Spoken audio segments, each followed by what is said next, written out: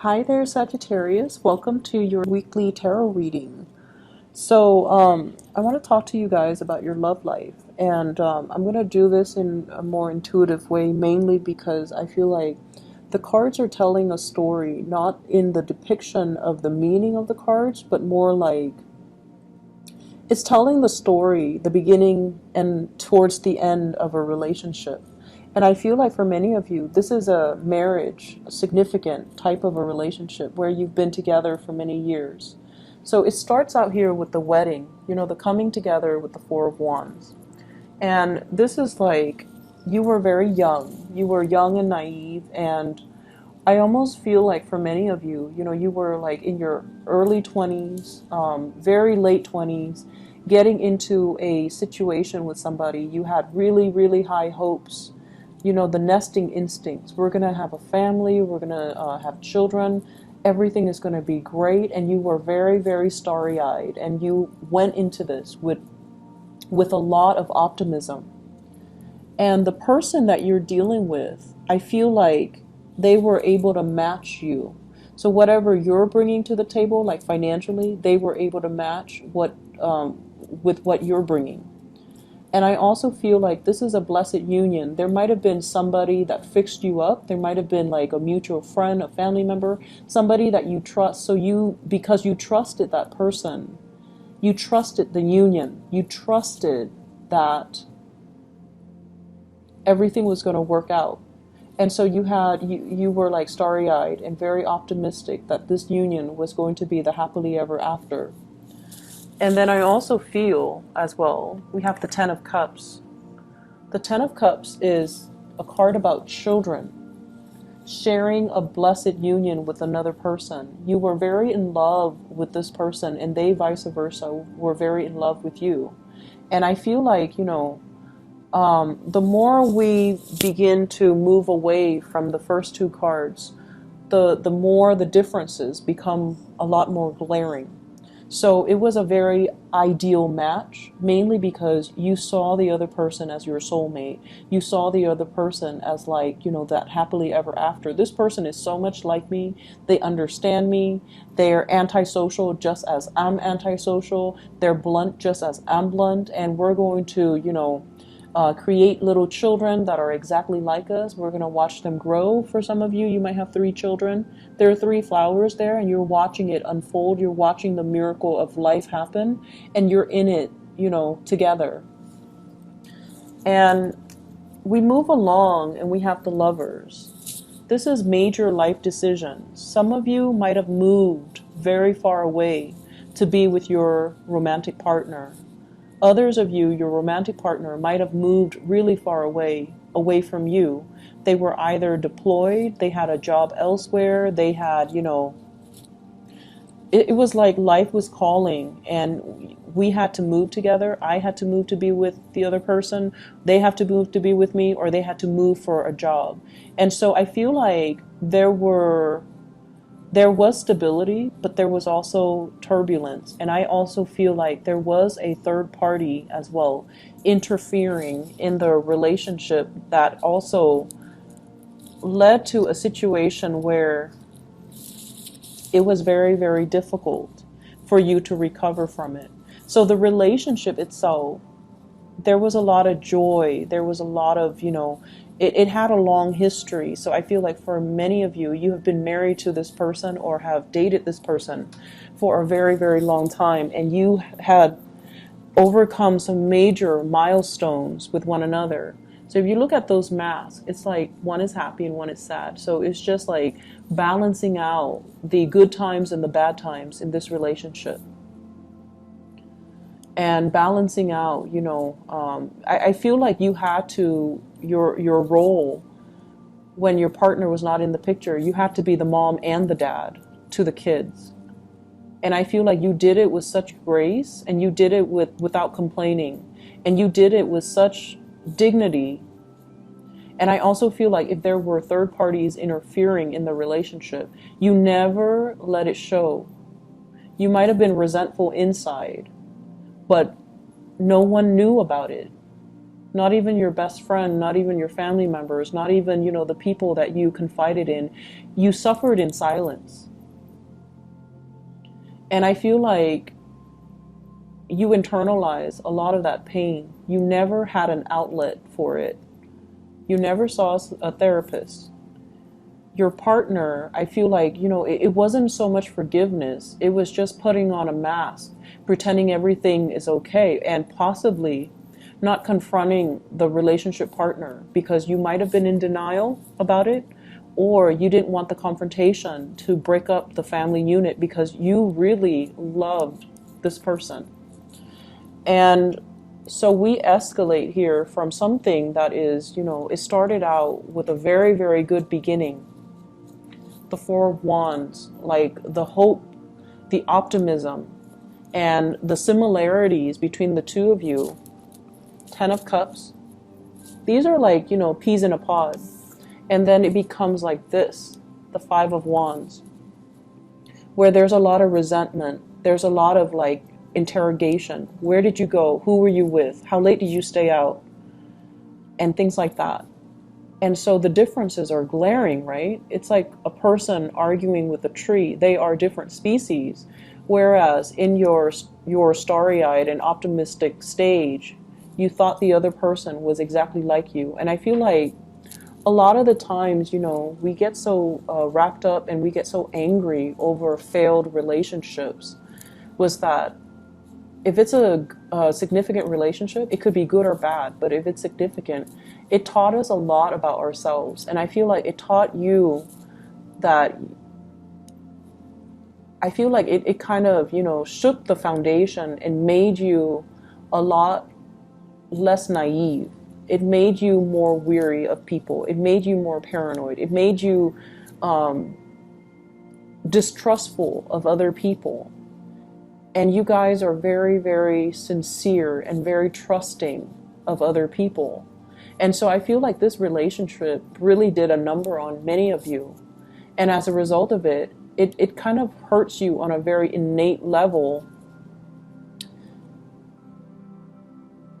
And it's hard for you to recover from that and go back and bounce back to your optimistic self. But I also feel you really, really love this person. And so right now you're in a stage where you feel like you're taking on that victim stance. You know, how could you have done this to me? Where did you go? Who was it? And things like that. And what I feel is happening here, if this is not you, if you're the one that is stepping outside of the relationship, because that could very well be the case, the other person is doing this to you. It's the blame game, pointing fingers. And the truth is, and honesty is the best policy, because you have somebody here that really loves you, and you have somebody that you really love. And over time, I feel like, you know, through the course of the relationship, people drift apart. It's natural. We are constantly evolving. We are constantly growing. I don't see the love diminishing, but I feel like somebody is playing the role of the mom and the dad in the relationship, playing the parent in the relationship, and the other person has really let themselves go. The other person has accumulated, look at that tree, has accumulated so much baggage from life that they're not even a semblance of a human being anymore. And I feel like for some of you, you're beating a dead horse. You're asking somebody questions that they're not going to give you answers to. And so if this conflict escalates, and if this is an ongoing conflict, you have to cut your losses. You need to get yourself out of this state, because it's turning your world upside down, and it's got you very emotionally topsy-turvy. You're putting on this mask to the world, like pretending, oh, my relationship is fine, everything is, you know, rainbows and unicorn. But the reality is far from it. The reality is that there are a lot of pent-up like resentments and jealousies and hostilities. And I feel like somebody is, I'm looking at the roots, and you know, roots usually means you're dealing with someone who's very, very, very, very slow to act. But at this point, they've already like uprooted. They've already uprooted and they're ready to go. And so the animosity might drive them to go.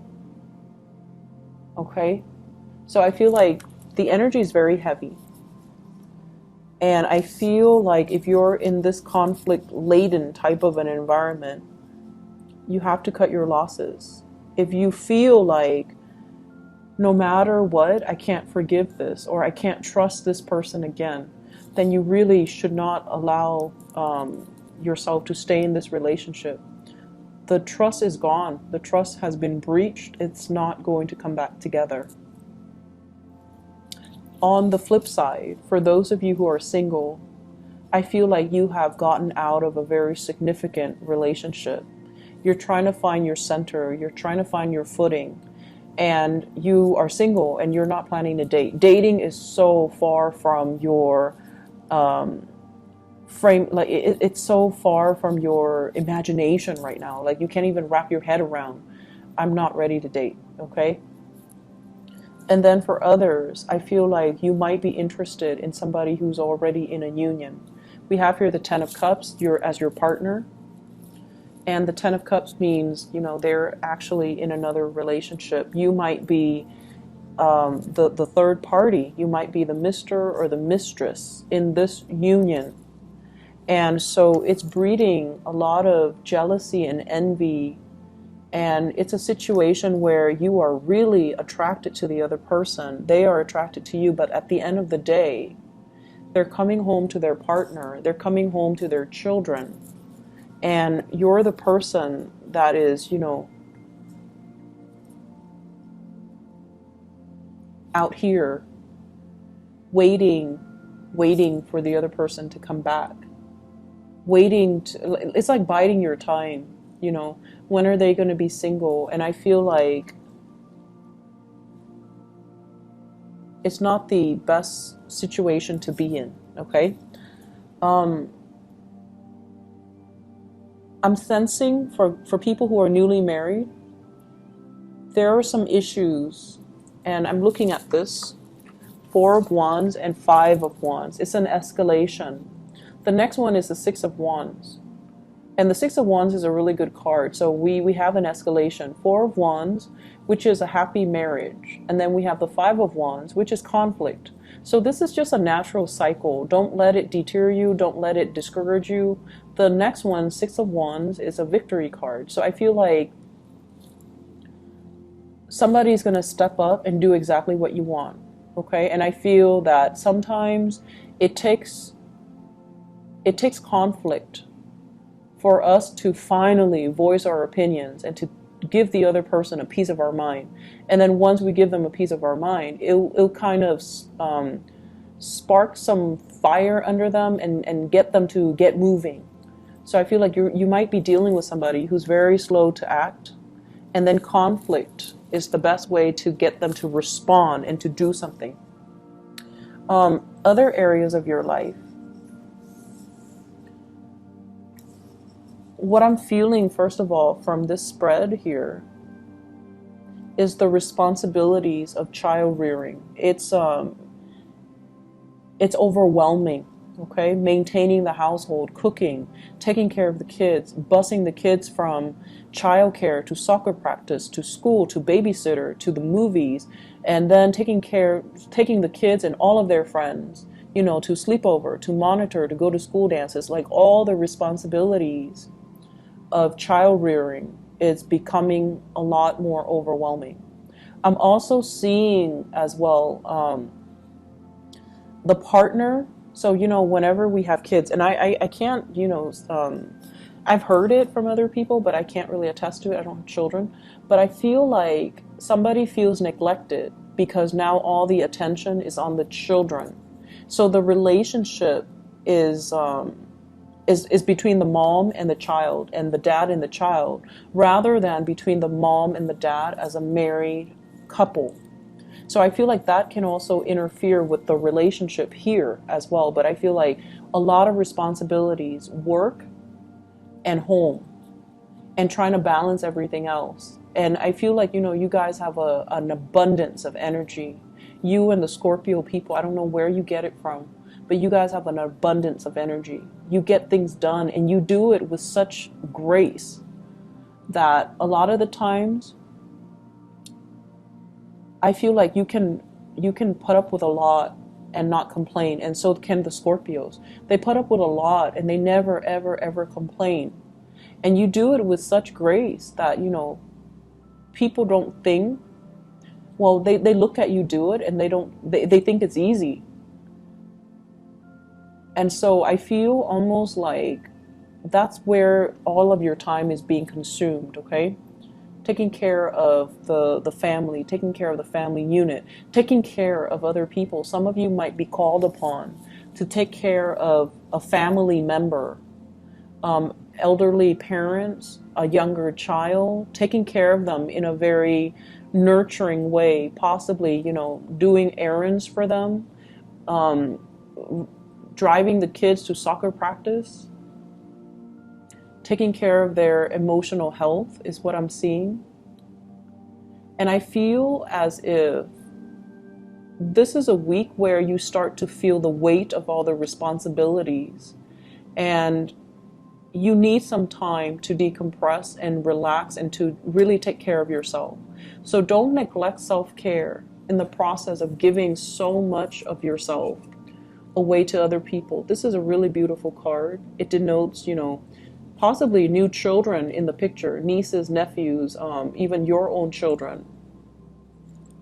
And I also feel like, it takes two to make a baby, right? So both parties need to be on board when it comes to the responsibilities.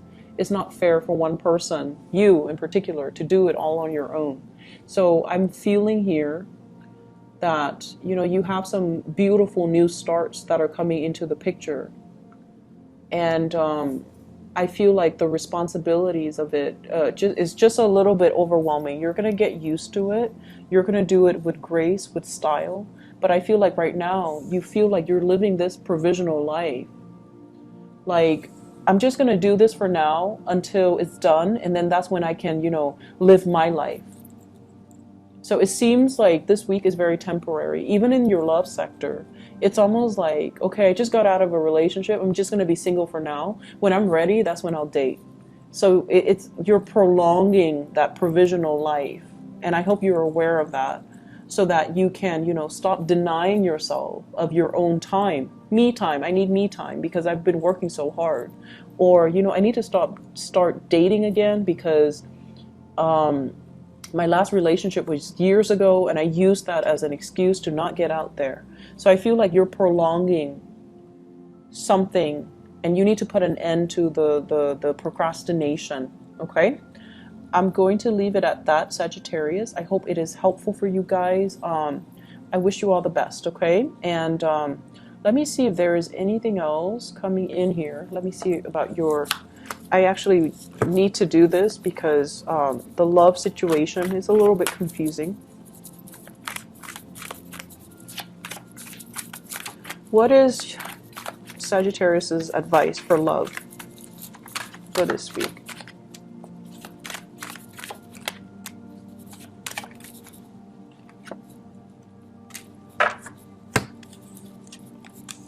We have here the Page of Wands. This is news messages that's going to be coming in. It's coming in like invitation, somebody seeking you out. And they have here the Fool. You're going to be starting over. You're going to get a clean start. You're going to go out with new people. And then we have here the Ace of Swords. And the Ace of Swords is finality. Seeing somebody that you really like, or somebody is like eyeing you, possibly an air sign, Aquarius, Gemini, and Libra. This is somebody new. And we have a Gemini vibe here with the Lovers card. So I feel like you have a new person that's going to be coming into the picture and you're going to be walking in that direction, okay? You're not looking back at your past anymore. So I feel like many of you newly singles, you've got somebody that you're walking towards, and there's going to be a lot of communication, and the communication and gathering and going out and dates, like actual dates, going on a date with somebody, seeing them outside in their natural habitat, and you're going to get a new lease on your love life, okay? So whatever relationship, if you're still in it, you kind of need to draw the line and, cut your losses. All right. I wish you all the best, Sagittarius. Take care. Bye bye.